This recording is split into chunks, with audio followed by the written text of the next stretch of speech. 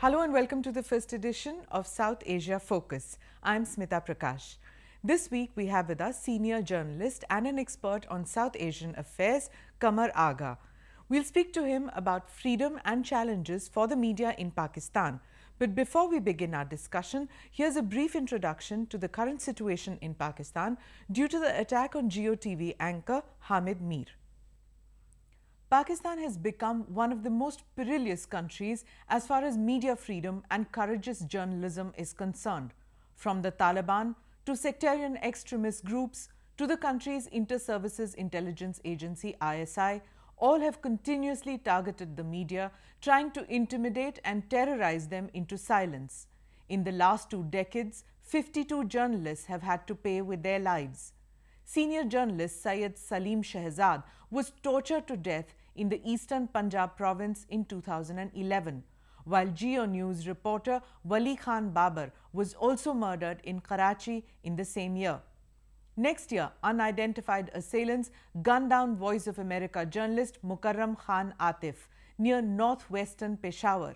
And recently, of course, there was the cases of prominent journalist Raza Rumi and Geo News editor Hamid Mir being attacked. Hamid Mir, who is now recuperating, has, according to his brother, blamed the head of Pakistan's Inter-Services Intelligence Chief, Lieutenant General Zahirul Islam, for the attack. ISI, on its part, has denied the allegations. Meanwhile, Islamabad High Court dismissed a plea filed by journalist Mubashir Luqman asking for a ban on Geo TV after it had blamed ISI for the attack on Mir. According to Luqman, it amounted to treason. This is the second time Mir has been targeted.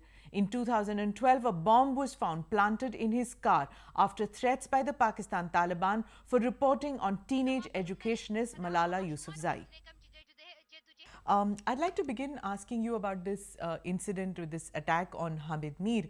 One had thought that democracy is here to stay in Pakistan now because one election led to another election, one government handed over charge to another government, and one saw kind of a vibrancy in the media, the way they reported the election and things. And now comes this attack on Hamid Mir, and one wonders what is the difference between the army rule and a democratically ruled state where journalists are attacked like this.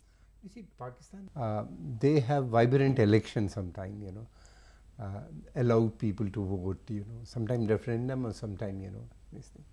But not a full-fledged democratic state, It's not also not a very modern nation state either, So in Pakistan, the army, which is the most powerful institution of the country, it's a controlled democracy. Army is the most powerful institution, and it's a holy cow. You can't accuse army for anything, it's above the law.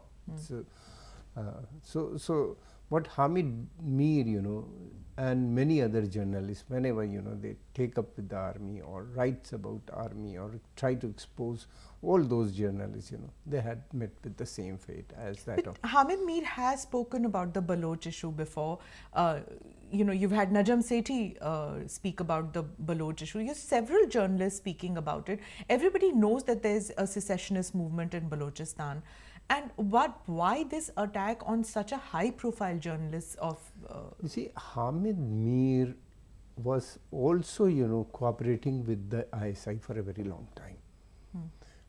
And over the years, what has happened? He started promoting secular democratic values, so-called, and supporting issues of Balochistan, right? Especially after the Malala incident, he fully came out in support of Malala. He blamed the militants, He was the one journalist who had good contacts with Taliban, Al-Qaeda, as well as army, Somewhat like Salim Shehzad. Salim Shehzad, somewhat, So he maintained he was the only journalist, who had interviewed Osama bin Laden. Correct. After 9/11. Which is why, while he had these close links with terror groups, he was at the same time, talking about a pluralistic society, which was like difficult to understand. You see, you can't you can't change your line, in Pakistan. It's not done. He had access, he had lots of information about these groups, about the ISI functioning, and all of a sudden, you know, he started criticizing. That was not liked by the ISI. ISI immediately, you know, now they are going to close down the Geo TV. Geo TV itself, you know, they have said. So that others, not only that, you know, even now the other channels which were competing with Geo TV, they are seeing this as an opportunity to attack this channel because it helps them. So this is where the problem occurs, where the media doesn't stand with each other. They don't stand by each other, and media freedom gets affected at this rate because you're then sleeping with the enemy. They're going with the ISI, they're going with the militants. It's a very dangerous trend, don't you think? But this is continuing for a very long time. This is not the first time, you know, this journalist was attacked. It's not only, you know, the Baloch journalist or Baloch activists were killed or kidnapped, or you know, frequent disappearance of these journalists, but in the Karachi and Lahore also number of journalists, you know, even Najam Sethi has suffered so much, you know, jail. So this is continuing right from the Ziaul Haq's time, you know. I don't know before that, you know. Najam Sethi now looks to have softened his stand a little bit ever since the Nawaz Sharif government has come to power. One sees that he seems to be playing both sides. Yes. He's a mellowed down, maybe with age, maybe understanding that it's not possible to be that anti-establishment as he was. He got that message, you know, and he accepted it, you know, that this is the red line, and he is willing not to cross that red line. Okay. Whereas I think he will also, Mir also would come to realize. Otherwise, you know, would be difficult. You know, how they'll send him to the jail. Tell me, how different is it as compared to the media, say in India, in Bangladesh, when media comes under pressure by the establishment in these countries? How does India react differently? How does Bangladesh react differently? How is it compared to these countries? No, Pakistan media you cannot compare with India, you know, at least. At no point of time? At no point of time, you know. We have a complete freedom, you know, total freedom. It's a very powerful institution in this country. What about, say, media freedom when reporting on insurgencies? What was it like in Kashmir? What was it like in the Northeast when there were insurgency movements? Was there freedom? Because there have been attacks on the media even then. You see what the difference between India and Pakistan, you know, here the intelligence agencies were not involved in killing of the journalist. The militants were involved in killing of the journalist.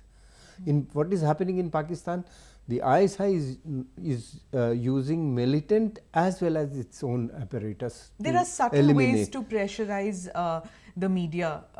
May not be shooting them down like that's happening in Pakistan, but there are subtle ways, isn't it? There are subtle ways, you know, the pressure comes, you know, but we have a number of constitutional guarantees which are missing in Pakistan.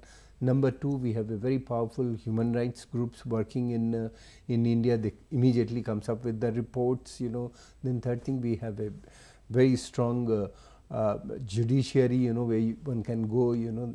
So all these institutions are working. The system is intact. So do you feel that the media was in Pakistan was really jumping the gun, was becoming so anti-establishment, when actually the pillars of democracy are not strong enough to couch this or to give them that security? That's true, you know, because in Pakistan, all other institutions, all the institutions of the states are very weak, and most of them are subservient to the army. What about Bangladesh? Is Bangladesh? Bangladesh is slightly better than Pakistan, you know. Considering that it's a nascent democracy, it's a nascent democracy, and they have tremendous impact of India, you know. Even Pakistan impact is there, you know. The old institutions are there.